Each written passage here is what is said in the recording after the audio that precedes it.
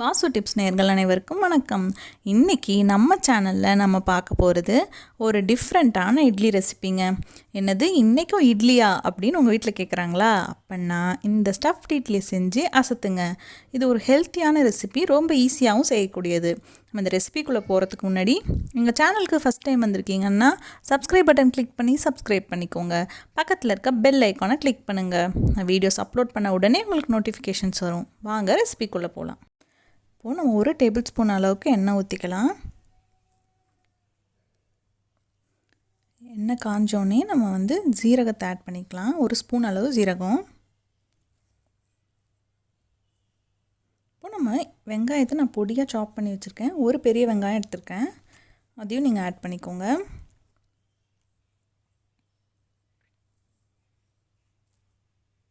நல்லா வதங்கட்டும் வெங்காயம்.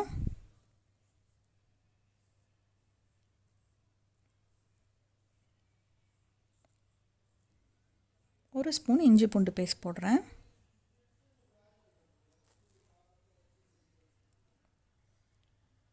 அப்புறம் நான் கொஞ்சம் பச்சை மிளகா தான், ஒரே ஒரு பச்சை மிளகா நான் பொடியாக கட் பண்ணி போடுறேன். நான் மிளகாத்தூளும் ஆட் பண்ண போகிறேன். அப்புறம் 1/2 ஸ்பூன் மஞ்சத்தூள்,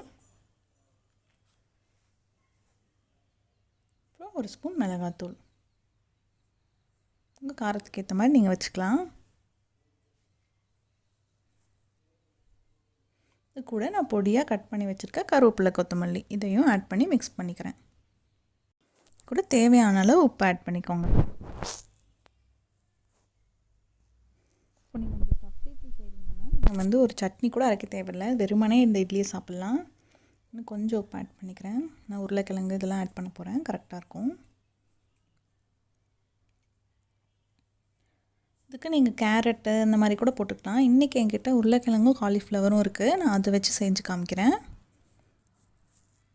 இப்போது நான் ஒரு 1/2 கப் அளவுக்கான காலிஃப்ளவரை போடுறேன் இதில். இதை நான் என்ன பண்ணியிருக்கேன்னா நல்லா வேக வச்சுட்டு பொடியாக கட் பண்ணியிருக்கேன். ஏன்னா இதை நம்ம ஸ்டஃப் பண்ணுறதுனால நீங்கள் பொடியாக கட் பண்ணிங்கன்னா தான் உங்களுக்கு நல்லாயிருக்கும். அதையும் இது கூட ஆட் பண்ணிக்கிறேன்.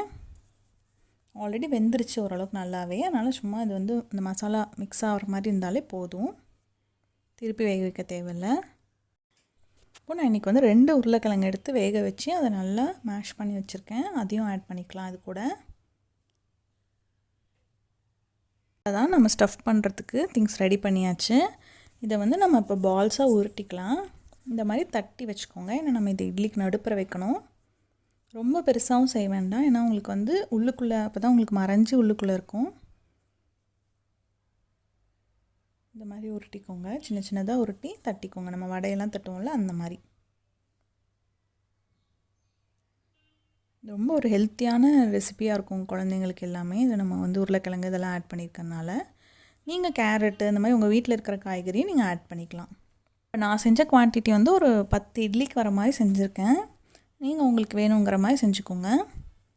இதுக்கு நல்லாவே இது ஃப்ளேவர்ஃபுல்லாக ரொம்ப டேஸ்ட்டாக இருக்கும். இப்போ நம்ம எல்லாம் வடை தட்டியாச்சு. இப்போ நான் ஊற்றி காமிக்கிறேன் எப்படின்ட்டு. ஃபஸ்ட்டு இந்த மாதிரி ஒரு கரண்டி மாவு ஊற்றிக்கோங்க இட்லி தட்டில்.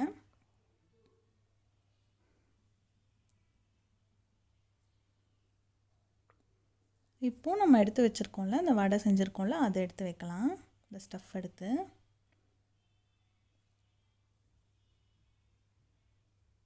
பார்த்திங்கன்னா நீங்கள் ரொம்ப பெருசாக உருட்டிட்டீங்க அப்படின்னா அது வெளியில் தெரிய ஆரம்பிச்சிடும். இதுதான் உங்களுக்கு கரெக்டான சைஸாக இருக்கும்.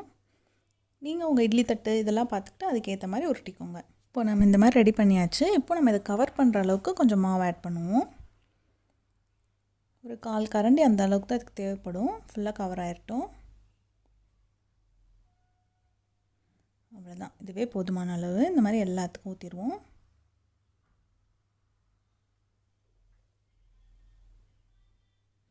பார்த்திங்கன்னா உங்களுக்கு ஃபுல்லாக நம்ம ஸ்டஃப் பண்ணியிருக்கிறது வெளில தெரியவே தெரியாது.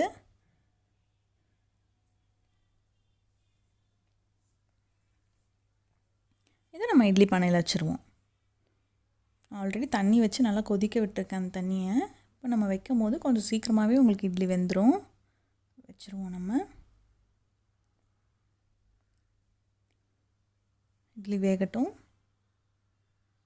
வேகிறதுக்கு எப்படியும் நார்மலாக எப்படி இட்லி வேக வைப்பீங்களோ அந்த அளவு தான் ஆகும். ஒரு 6 to 7 minutes ஆகும். வெந்துருச்சு, நம்ம எடுத்துடலாம். இப்போது நம்ம எல்லாத்தையுமே எடுத்துடலாம். துணியிலேருந்து பாருங்கள் எடுத்தாச்சு. உள்ளே ஸ்டஃப் பண்ணியிருக்கோங்கிறது வெளில சுத்தமாக தெரியல. நான் உங்களுக்கு கட் பண்ணி காமிக்கிறேன். பார்த்தீங்களா? இப்போ உங்கள் குழந்தைங்க வெஜிடபிள்ஸ் சாப்பிட மாட்டேங்கிறாங்க அப்படின்னா அவங்களுக்கு இந்த மாதிரிலாம் நீங்கள் செஞ்சு கொடுத்தீங்கன்னா ஈஸியாக அவங்களுக்கு வந்து சாப்பிட்ருவாங்க. அவங்களுக்கு ஃபில்லிங்காகவும் இருக்கும், நல்லா ஸ்பைஸியாக இருக்கும். அதனால் உங்களுக்கு சட்னி அடிஷ்னலாக தேவையே இல்லை. அப்படி இன்கேஸ் வேணும்னா நீங்கள் தேங்காய் சட்னி அரைச்சிக்கிட்டிங்கன்னா அந்த காம்பினேஷன் நல்லாயிருக்கும். அவ்வளோதான், நம்மளோட காலிஃப்ளவர் பொட்டேட்டோ ஸ்டஃப்ட் இட்லி இன்றைக்கி ரெடி ஆகிடுச்சு. நீங்களும் இதை உங்கள் வீட்டில் ட்ரை பண்ணி பாருங்கள். எப்படி இருந்துச்சுன்னு எனக்கு கமெண்ட்டில் சொல்லுங்கள். இந்த வீடியோ உங்களுக்கு பிடிச்சிருந்துச்சுன்னா லைக் பண்ணுங்கள், ஷேர் பண்ணுங்கள், எங்கள் சேனலுக்கு சப்ஸ்கிரைப் பண்ணுங்கள். தேங்க்யூ, பாய்.